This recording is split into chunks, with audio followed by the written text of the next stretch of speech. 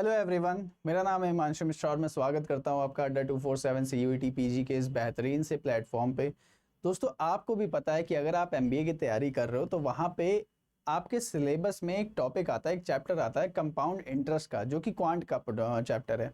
Compound interest में कुछ ऐसे ऐसे रेशियो मेथड्स होते हैं, कुछ ऐसे ऐसे मल्टीप्लायर मेथड होते हैं जो हमें अगर आते हैं तो हम अच्छा परफॉर्म कर सकते हैं। तो कुछ क्वेश्चंस के साथ वो हम सीखेंगे। पहले हम छोटा सा कॉन्सेप्ट जानेंगे कि क्या कॉन्सेप्ट हो सकता है, और उसके बाद फिर हम क्या करेंगे, चीज़ों को स्टार्ट करेंगे, क्वेश्चन सॉल्व करेंगे। बहुत छोटे छोटे चीज़ें हैं, उसको देखेंगे। जैसे मान लीजिए कभी भी कंपाउंड इंटरेस्ट में अगर ऐसे कह दे कि मान लेते हैं, कह दे कि कोई प्रिंसिपल है मेरा P, वो 10 सालों में 10 ईयर्स में खुद का डबल हो जा रहा है। मान लेते हैं कुछ का डबल हो गया या n टाइम्स हो गया, तो n टाइम्स कर देते हैं, NP हो गया होगा। फिर अगले 10 साल में क्या होगा, अगले 10 साल में फिर से ये n टाइम्स हो जाएगा, तो कितना हो जाएगा, n² इंटू P हो जाएगा। इसका मतलब क्या है, फिर मैं अगर अगला 10 साल देख रहा हूं तो फिर क्या हो जाएगा, n³ इंटू P हो जाएगा। मतलब बार बार क्या हो रहा है, n से मल्टीप्लाई हो रहा है, क्योंकि वो खुद भी n टाइम हो रहा है।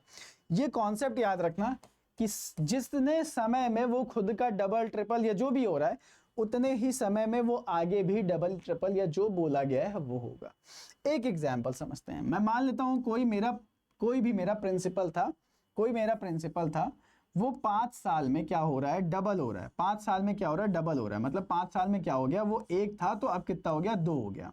फिर नेक्स्ट 5 साल में क्या होगा, डबल होगा। ये डबल नहीं होगा, याद रखना, क्योंकि क्या होता है जब हम कंपाउंड इंटरेस्ट की बात करते हैं तो जो हमारा पहले साल का प्रिंसिपल होता है वो और पहले साल का जो अमाउंट होता है वो दूसरे साल का क्या बन जाता है, प्रिंसिपल बन जाता है। दूसरे साल का क्या बन जाता है, प्रिंसिपल, और हमारा अगला अमाउंट क्या बन जाता है, तीसरे साल का प्रिंसिपल बन जाता है। तो ये क्या होगा, फिर डबल हो जाएगा नेक्स्ट 5 ईयर्स में। मतलब कितना हो जाएगा, 4 हो जाएगा। कितना हो जाएगा, 4 हो जाएगा। फिर नेक्स्ट 5 ईयर में क्या होगा, ये प्रिंसिपल बन गया तो ये डबल हो जाएगा, मतलब अब 8 हो जाएगा 5 ईयर्स में। तो क्वेश्चन ऐसे पूछा जाता है कि कोई मूलधन 5 सालों में खुद का डबल हो जाता है, तो बताओ कितने सालों बाद वो खुद का क्या हो जाएगा, 8 टाइम्स हो जाएगा। 8 टाइम्स का मतलब क्या हो गया, 8 गुना। तो 8 गुना होने में कितना साल लग गया, 5 5 5, कितना साल लग गया, 15 साल लग गया। 10 + 5 कितना हो गया, 15 साल हो गया। समझ में आया कॉन्सेप्ट? छोटा सा कॉन्सेप्ट था। चलो इसके बिहाफ पे अगला क्वेश्चन देख लेते हैं।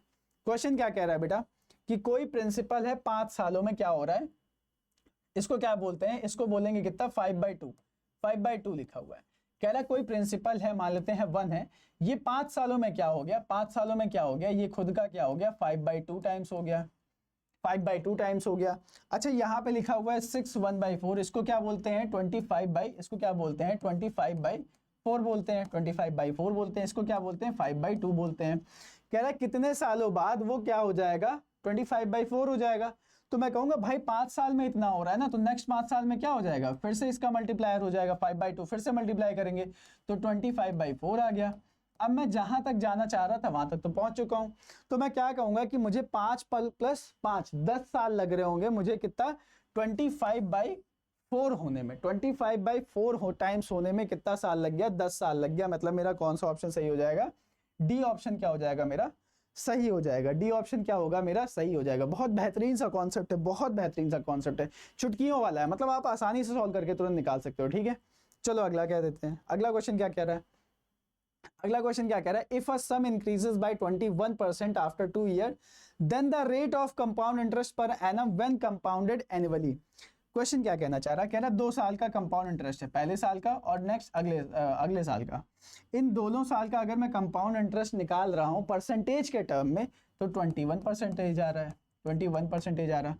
तो पहले साल का जो या दूसरे साल का जो भी कह लो, रेट ऑफ इंटरेस्ट की वैल्यू बता दो कि कितनी रही होगी। ये बिल्कुल वैसा है कि 1 साल का रेट ऑफ इंटरेस्ट बताना है, और कंबाइंड फॉर्म में 2 साल का रेट ऑफ इंटरेस्ट कंपाउंडेड जो है ना, कंपाउंडेड है वो वैल्यू दिया हुआ है।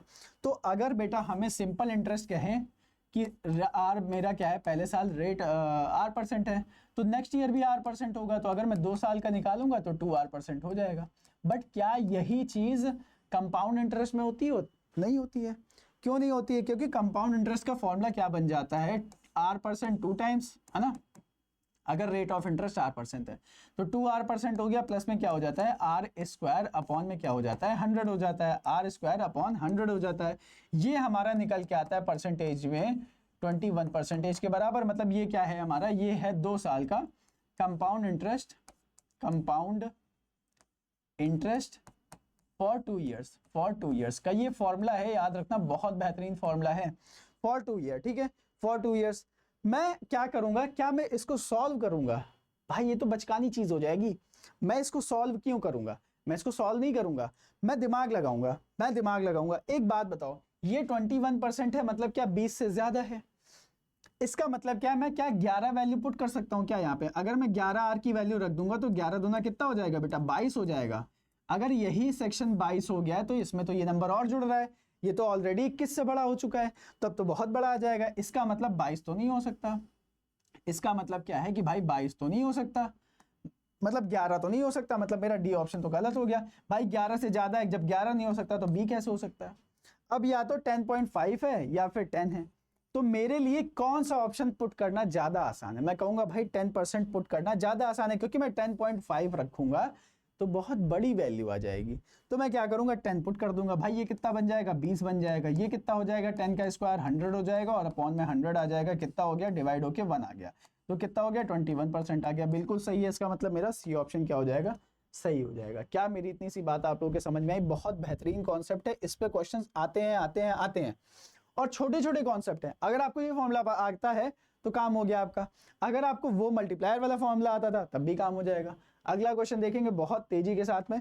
अगला क्वेश्चन क्या कह रहा है, a sum of money doubled itself at a certain rate of compounded interest in 10 years, in how many years it will be become 8 times। यही तो मैंने सबसे पहले आपको एग्जाम्पल लेके समझाया था, क्या कि भाई पहला है, मतलब प्रिंसिपल है मेरा जो 1 है, ये क्या हो रहा है, डबल हो रहा है, तो फिर अगले साल 4 हो जाएगा, अगले साल 8 हो जाएगा, बस यहीं पर रुक गए। कितना साल लग गया बताओ? यहाँ पे 10 साल लग गया, फिर अगले में भी 10 साल लग गया, फिर अगले में भी 10 साल लग गया। भाई 10 कितना हो गया, 30 साल लग गए। मतलब वो खुद का 8 टाइम्स होने में कितना साल ले लेगा, 30 ईयर्स ले लेगा। खुद कितना टाइम ले लेगा, 30 ईयर्स ले लेगा। मतलब मेरा बी ऑप्शन क्या हो गया, सही हो गया। मतलब मेरा क्या बी ऑप्शन क्या हो जाएगा, सही हो जाएगा। क्या मेरी इतनी सी बात आप लोग को समझ में आई? पक्का? ओके, चलो लॉक कर देते हैं। अगला क्वेश्चन क्या कह रहा, at what % per annum will 12,500 amount to इतने इन 2 ईयर्स। जैसे ये कहे ना, इसका भाई बहुत सिंपल सी चीज बता रहा हूं, ये हमारा प्रिंसिपल बनेगा हमेशा। जो छोटी वाली वैल्यू होगी हमेशा प्रिंसिपल बनेगी। ये हमारा भले ये कह रहा है अमाउंट है, जो भी कहना चाह रहा है कहे, मुझे मतलब नहीं। मैं कहूंगा भाई छोटी वाली वैल्यू ना, तो तू मेरा प्रिंसिपल है, this will be the amount, ये अमाउंट होगा। अगर 2 साल का कह रहा है तो भाई अमाउंट और प्रिंसिपल का रेशियो ले लो, और 2 साल लिख रहा है ना तो स्क्वायर रूट लगा दो।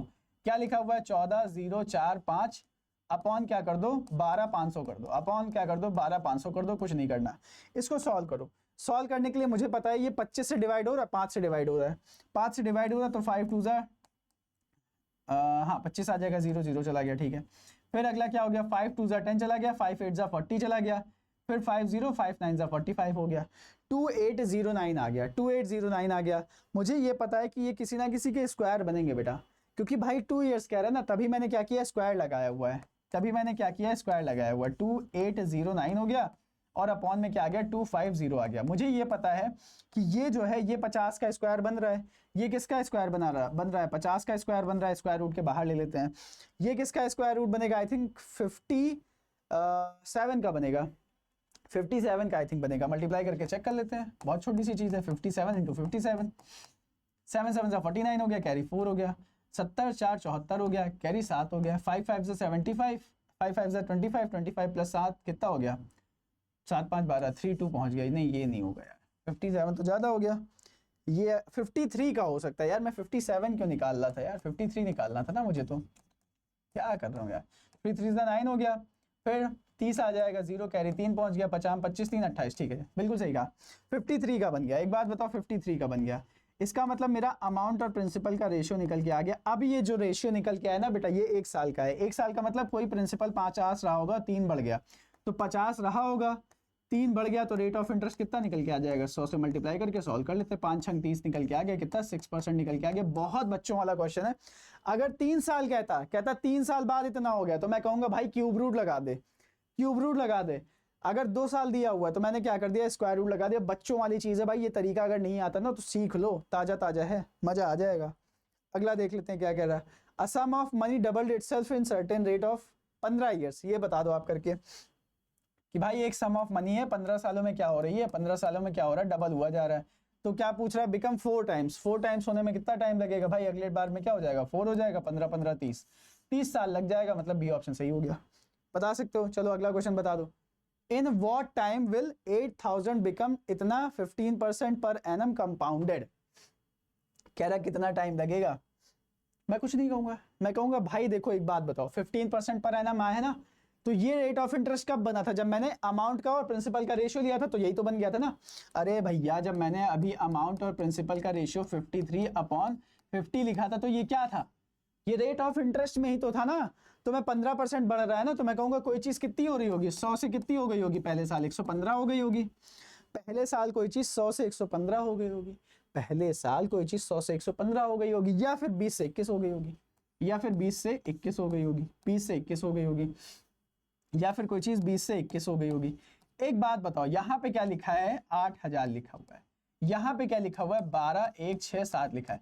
बताओ मैं इस पे कितनी पावर लगा दूं, या इस पे मैं कितना स्क्वायर रूट या क्यूब रूट लगा दूं जिससे मेरा 8000 20000 में कन्वर्ट हो जाए। भाई बच्चे को भी पता है कि 8000 का क्यूब रूट करने पर वो 20 में कन्वर्ट हो जाता है। तो मैं कहूंगा क्या रहा होगा, क्यूब रूट रहा होगा, क्यूब रूट रहा होगा। यही तो पावर क्या बताती है भाई, पावर है तो बताती है ना कि कितने साल था। जैसे इसके पहले वाले में पावर ने बताया ना कि 2 साल था, तो 2 साल स्क्वायर रूट हो गया। तो अगले वाले में क्या हो गया भाई, 3 है, 3 स्क्वायर सॉरी क्यूब रूट लग रहा है। क्यूब रूट का मतलब कितना हो गया, 3 साल के लिए रहा होगा, तो 21/20 आ गया। इसका मतलब क्या, 3 साल के लिए रहा होगा। क्या रहा होगा, 3 साल के लिए रहा होगा, 3 ईयर है ना, 3 ईयर्स रहा होगा। मेरा ऑप्शन क्या हो गया, ए सही हो गया। मेरा कौन सा ऑप्शन सही हो गया, ए ऑप्शन सही हो गया। होपफुली आप लोग को मजा आ रही होगी, आप लोग को सांत्वना मिल रही होगी, आपको समझ में आ रहा होगा कि कंपाउंड इंटरेस्ट कैसे सॉल्व किया जा सकता है चुटकी बजा के आसानी से। ठीक है, खत्म करें, चलो मिलते हैं नेक्स्ट वीडियो में। तब तक के लिए bye bye, all the best, शब्बा खैर, एंजॉय करो, पढ़ाई लिखाई करो, करो करो जरूरी है ना, करते रहो। ठीक है, ओके बाय बाय।